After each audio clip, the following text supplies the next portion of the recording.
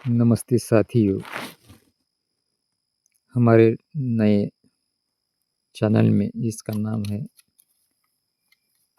सच का सफ़र। इस संसार में सब कुछ हमारी इच्छानुसार नहीं होता। यहाँ कारण कार्य की अटूट व्यवस्था है। यह व्यवस्था सब पर समान रूप से लागू होती है। जो इस व्यवस्था का उल्लंघन या अतिक्रमण करेगा, प्रकृति उसे भरपूर दंड देगी। इस व्यवस्था में क्षमा की कोई गुंजाइश नहीं है। जो जैसा करेगा उसे देर सवेर वैसा ही फल अवश्य मिलेगा। यह व्यवस्था किसी ईश्वर द्वारा संचालित नहीं है, किंतु स्वचालित है। जड़ चेतन के गुणधर्म ही इसके संचालक है। इस व्यवस्था को न समझकर मनुष्य एक दैवीय सत्ता की कल्पना करता है और उसे ईश्वर, खुदा, गॉड आदि नाम देकर उसे सृष्टि का कर्ता, संचालक और नियामक मानता है। यह विषय का मुख्य सार है कि ईश्वर का स्वरूप क्या है। हम हर व्यक्ति को जानना चाहिए। इतना ही नहीं, मनुष्य उसकी पूजा प्रार्थना कर उससे मनोवांछित फल पाने जो प्रकृति के नियमों को अपनी इच्छानुकूल करने की आशा करता है। ईश्वर के नाम पर अनेक तरह के चमत्कार और अंधविश्वास सभी धर्मों में फैले हुए हैं। यदि मनुष्य प्रकृति की कारण कार्य व्यवस्था तथा जड़ चेतन के गुणधर्मों को समझ ले तो वह किसी दैवीय शक्ति या ईश्वर की कल्पना में न पड़े। यह प्रवचन, यह चिंतन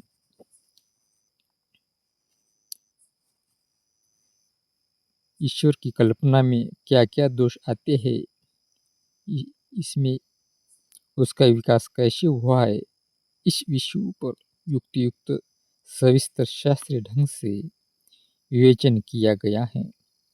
सारे आग्रहों को दूर कर शांत चित्त से इसका अध्ययन करने पर पाठकों को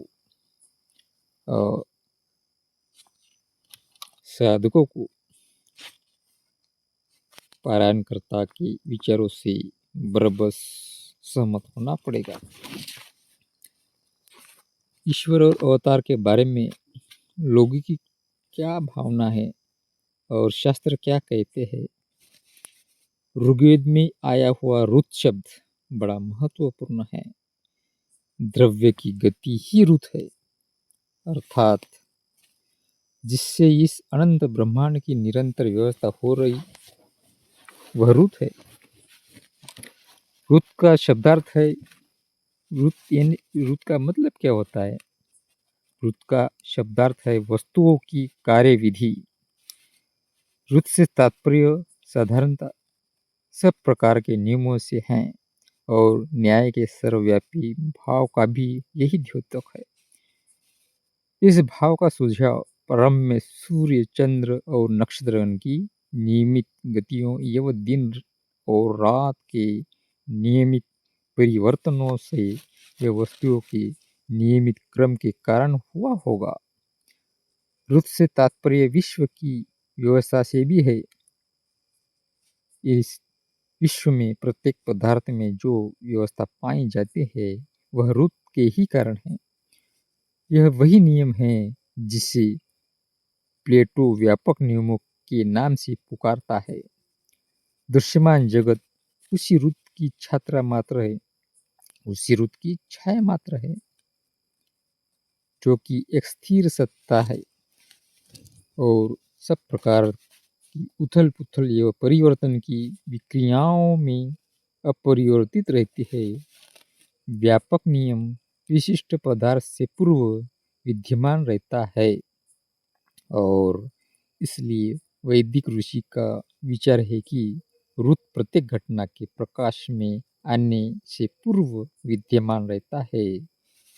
संसार के परिवर्तनशील क्रम निरंतर रहने वाले रुत की ही भिन्न भिन्न अभिव्यक्तियां हैं। इसलिए रुत को सबका जनक माना गया। मरुदगण रुत के दुरुस्त स्थान से निकलते हैं। विष्णु रुत की अविकसित अवस्था का नाम है। द्युलोक और पृथ्वी भी रुत के ही कारण द्युलोक और पृथ्वी कहलाते हैं। अपरिवर्तनीय सत्ता के रहस्यपूर्ण भाव के सबसे पूर्व यहाँ दिखाई देते हैं। यथार्थ सत्ता अपरिवर्तनीय कानून है। जो दिखाई देता है वह अस्थायी प्रदर्शन है, एक अपूर्ण नकल है। यथार्थ सत्ता वह है जिसमें विभाग अथवा परिवर्तन नहीं है, जबकि अन्य सब परिवर्तनशील और नश्वर है। शीघ्र ही विश्व की यह व्यवस्था एक परम ईश्वर की स्थिर इच्छा के रूप में परिणित हो जाती है, जो सदाचार व साधुता का भी नियम है। देवता भी इसका अतिक्रमण नहीं कर सकते। रुत जो है ऋग्वेद का रुत त्रिकालाबाधित सत्य रूपी नियम है। यह नियम भौतिक से दैवी विकास को हम देख सकते हैं। रुत का मौलिक तात्पर्य था संसार, सूर्य, चंद्रमा, नक्षत्रगण और प्रातःकाल, सायंकाल एवं दिन और रात की गति का नियमित मार्ग। शनैः शनैः यह एक ऐसे सदाचार के मार्ग जिनका अनुसरण मनुष्य को करना चाहिए और साधुआचार के नियम के अर्थों में व्यर्थ होने लगा, जिनका पालन देवताओं के लिए भी आवश्यक है। सूर्योदय रुत के मार्ग का अनुसरण करता है। सूर्योदय रुत के मार्ग का अनुसरण करता है, जो ठीक मार्ग है। मानो वह पहले से ही उन नियमों को जानता था। वह देशों का अतिक्रमण कभी नहीं करता। सूर्य भी रुत के मार्ग का अनुसरण करता है। समस्त विश्व ब्रह्मांड रुत पर आश्रित है और ईश्वर के अंदर रहकर गति करता है। यह सभी बातें ऋग्वेद में बताए हुए हैं। ऋग्वेद में बताए हुए मंत्रों द्वारा हमें समझ में आता है। वस्तुतः पृथ्वी, जल, अग्नि, वायु, चांद, तारागण आदि भौतिक पदार्थों का गुणधर्म है। जिन भौतिक नियमों से जगत गतिशील है वह रुत है।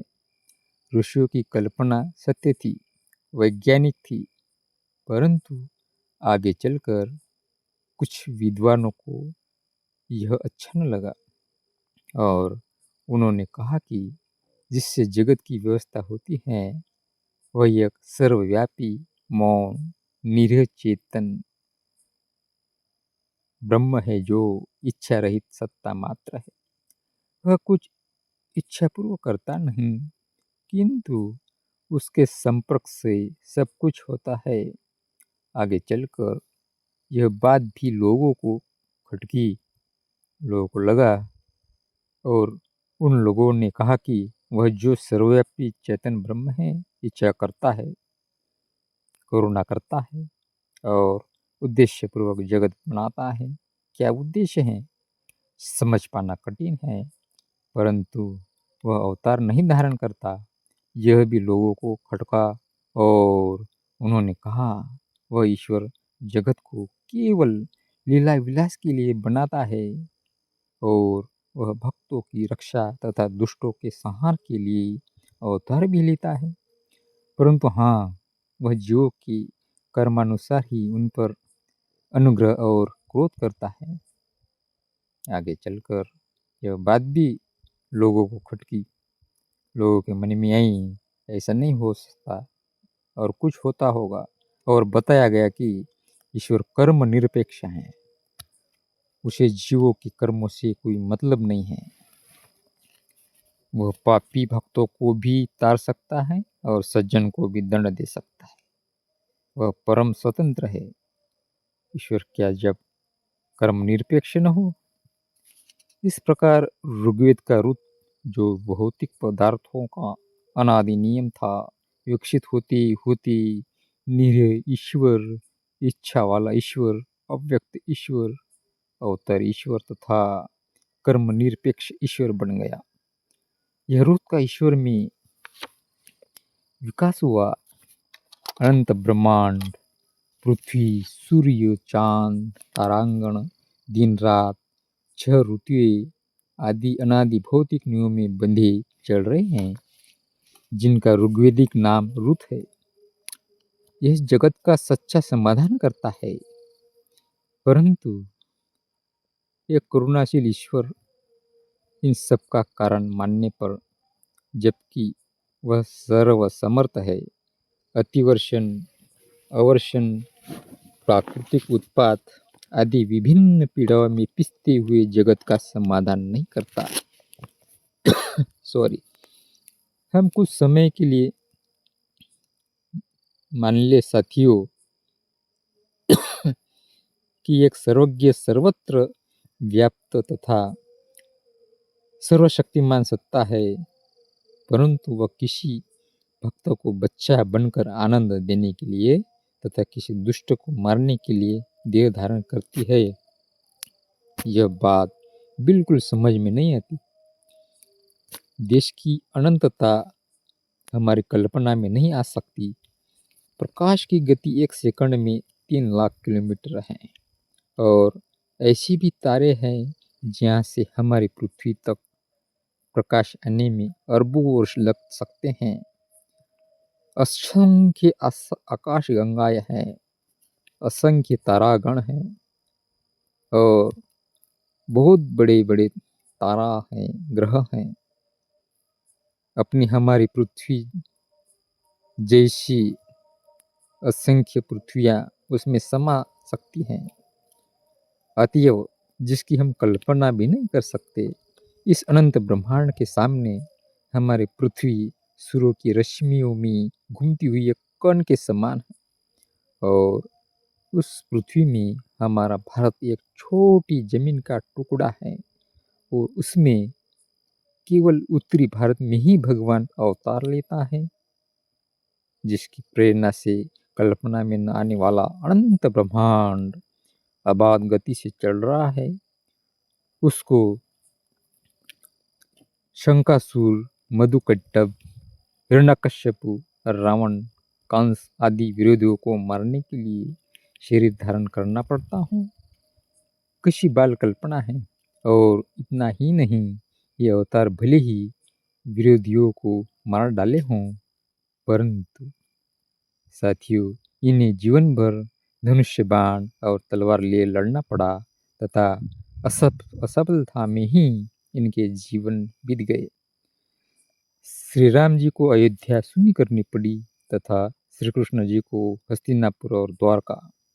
अजीब बात तो यह भी है कि ईश्वर शापित होकर अपने पाप क्षय के लिए अवतार लेता है। मत्स्य, कच्छप, शुकर, नृसिंह आदि माने गए अवतार तो सर्वथा काल्पनिक ही है।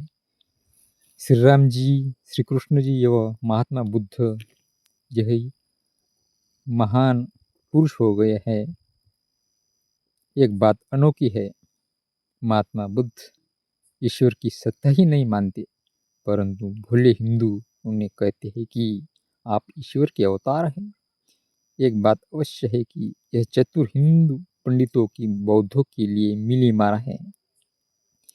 हिंदू पुराण कहते हैं कि भगवान ने राक्षसों की बुद्धि भ्रष्ट कर उन्हें नरक ले जाने के लिए बुद्ध अवतार लिया, और वैदिक कर्म कांडों का खंडन कर राक्षसों को वेद विरोधी बना दिया।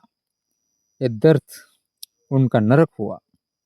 वस्तुतः बुद्ध का विरोध करना पंडितों को कठिन लगा, इसलिए उन्होंने बुद्ध को अवतार कहकर उन्हें पूज लिया। परंतु उनकी उपदेश मानने वाले बौद्धों को राक्षस घोषित कर उनके उपदेशों को ही निष्फल करने की चेष्टा की। ऋग्वेद के अनुसार श्री कृष्ण आर्यों के विरोधी, वन्य जातियों, आदिवासियों के नायक थे, जिनसे आर्य श्रेष्ठ इंद्र लड़ा था और उन्हें परास्त किया।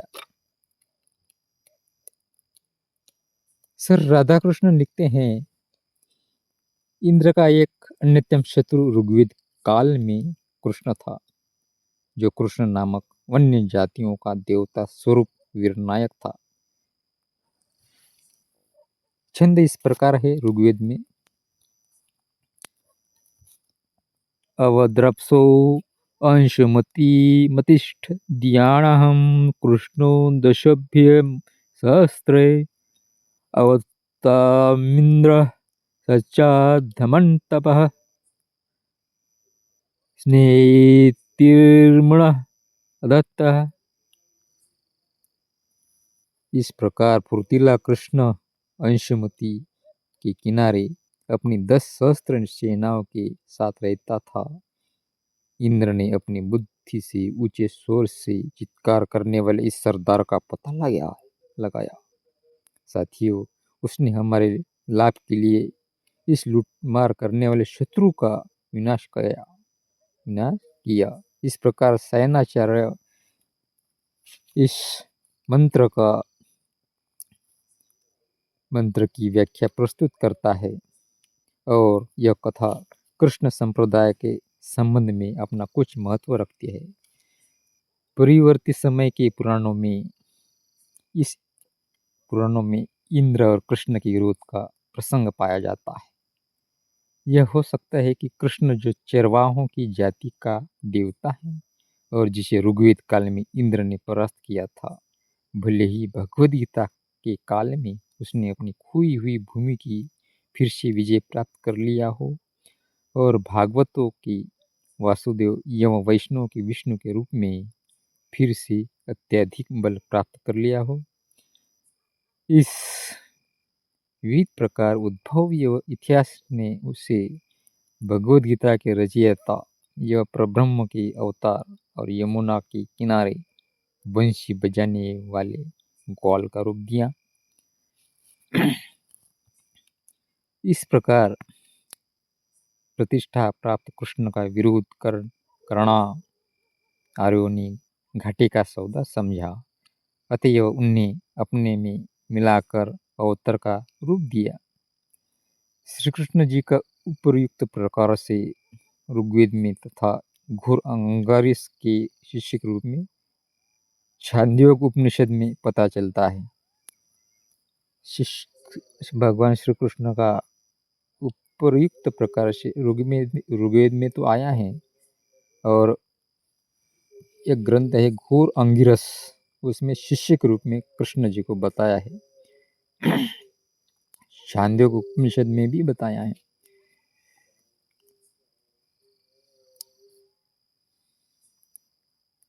ऋग्वेद में एक जगह राजा दुष्यम, पृथ्वान तथा व्यन के साथ असुर राम की चर्चा आती है। यहाँ श्री कृष्ण की तरह साफ नहीं है कि यह राम वही है जिनके विषयों में रामायण महाकाव्य बना और अयोध्याधीश चित्रित किए गए हैं। इसके अतिरिक्त समस्त वैदिक साहित्य, उपनिषद आदि या सूत्र ग्रंथ में श्री राम जी की चर्चा नहीं आई है। ईसा के 400 वर्ष पूर्व तक महाभारत में श्री कृष्ण को अवतार मान लिया गया था। तब तक श्री राम को केवल शस्त्रधारियों में श्रेष्ठ माना गया। गीताकार ने श्री कृष्ण के मुख से कहलवाया, मैं शस्त्रधारियों में राम हूँ। रामः शस्त्र भृतामहम 10वें अध्याय के 31वें श्लोक में कहा गया है। ईसा के करीब 150 वर्ष पूर्व वाल्मीकि रामायण में श्री राम चारों भाइयों को विष्णु के अंशावतार के रूप में प्रक्षिप्त किया गया। श्री राम को पूर्ण प्रब्रह्म ईसा के 1000 वर्ष बाद माना गया है। कहा जाता है जब जब पाप बढ़ता है, अधम अभिमानी राक्षस बढ़ जाते हैं, तब तब भगवान उन्हें मारने तथा सज्जनों को बचाने के लिए मानव शरीर धारण कर आते हैं। इसको कसौटी में कसना है। सत्ययुग, द्वापर तथा कलयुग, ये 4 युग हो गए। कहा जाता है कि सत्ययुग में चारों चरण पुण्य से पूर्ण होता है, उसमें पाप होता ही नहीं। त्रेता में 3 चरण पुण्य तथा 1 चरण पाप रहता है। द्वापर में आधा पाप आधा पुण्य और कलयुग में तीनों हिस्सा पाप तथा केवल 1 हिस्सा पुण्य रहता है। सॉरी, इस हिसाब से सतयुग में एक भी अवतार की आवश्यकता नहीं है, परंतु उसमें 4 अवतार होना मानते हैं। मत्स्य, कच्छप, शुकर और नृसिंह। त्रेता में 1 चरण पाप होने से 1 अवतार होना चाहिए, परंतु उसमें 3 अवतार माने गए, जैसे कि राम, परशुराम और वामन है। द्वापर में चूंकि आधा आधा पाप पुण्य था, तो 2 अवतार श्री कृष्ण जी और बलराम जी ठीक थे, परंतु कलयुग में 3 हिस्सा पाप है, इसमें 3 अवतार चाहिए, तो यहाँ केवल 1 कल्कि है, वह भी अभी हुए नहीं। वैसे यह दूसरी बात है कि कलयुग में प्राय हर समय भारत में दर्जनों अवतार रहते हैं, जैसे कि आज है। सनातन धर्म कहता है कि भगवान पाप बढ़ने पर अवतार लेता है, और यह भी कहता है कि अवतार केवल भारत में और उसमें आर्यावर्त उत्तरी भारत में ही ले आता है। इसका मतलब संसार की अन्य जगहों में कोई पाप नहीं होता। पाप की वजह केवल भारत और उसमें उत्तरी भारत ही है, जहाँ कई अवतारों की जरूरत पड़ती रहती है। जिस शक्ति से कल्पना में न आने वाले अनंत ब्रह्मांड अनादिकाल से अबाध गति से चढ़ रहे हो, उसे एक तुच्छ प्राणी को मारने के लिए इस कंस सदृश पृथ्वी पर देह धारण करके जीवन भर नाना कष्ट सहना पड़े, यह कितना हास्यास्पद धारणा है। गोस्वामी तुलसीदास जी श्री राम को अवतार सिद्ध करने के लिए अपने रामचरित्र मानस में ऐसे ऐसे प्रसंग जोड़ते हैं जिनका वाल्मीकि रामायण में नामो निशान नहीं है। जो वाल्मीकि रामायण पुराना ग्रंथ है, शास्त्र है, और विवेक से तो उनका कोई मतलब ही नहीं है। वे पार्वती से प्रश्न कराते हैं, गोस्वामी तुलसीदास जी रामचरित्र मानस में, हे शिव जी, मैंने एक बार सीता विरह में राम को पीड़ित देखकर उन पर शंका की थी, तो उसका फल खूब पाई, परंतु अभी भी पूरा संदेह दूर नहीं हुआ। ये बताओ कि आप जिसको रात दिन जपते हैं, वे राम यही अवधपति हैं कि और अन्य कोई है? यदि वे राजकुमार ही है, तो ब्रह्म कैसे? और ब्रह्म है तो नारी विरह में व्याकुल कैसे? मेरी बुद्धि भ्रमित है, मुझे समझाओ। शिव जी से गोस्वामी जी उत्तर दिलाते हैं, हे पार्वती, यद्यपि तुमने ज्ञानवश कहा है, परंतु तुम्हारी यह बात मुझे अच्छी नहीं लगी कि जिन्हें वेद गाते और मुनिजन ध्यान धरते हैं, वे राम कोई भिन्न है। वो तो जो मोह पिशाच से ग्रस्त है, ऐसे पाखंडी निस रामपद से विमुख लोग कहते हैं। जो सत्य झूठ नहीं जानते, वे ही ऐसा कहते हैं। जो अज्ञानी, मूर्ख, अंधे, भाग्यहीन, विषयासक्त, व्यभिचारी, छली, कुटिल, संत समाज के दर्शन से रहित, हानि लाभ के ज्ञान से हीन, मलिन हृदय, अंधे सगुन निर्गुण विवेक रहित, मायावश उन्मादी, भूतावेश से अभिभूत पागल, मोह मदिरा पीने वाले हैं, ऐसे अनाड़े लोग ही वेद विरुद्ध मनगढ़ंत बातें करते रहते हैं। उनकी बातों पर ध्यान नहीं देना चाहिए। दशरथ सुत श्री राम ही वेद वर्णित महात्मा है, परमात्मा है।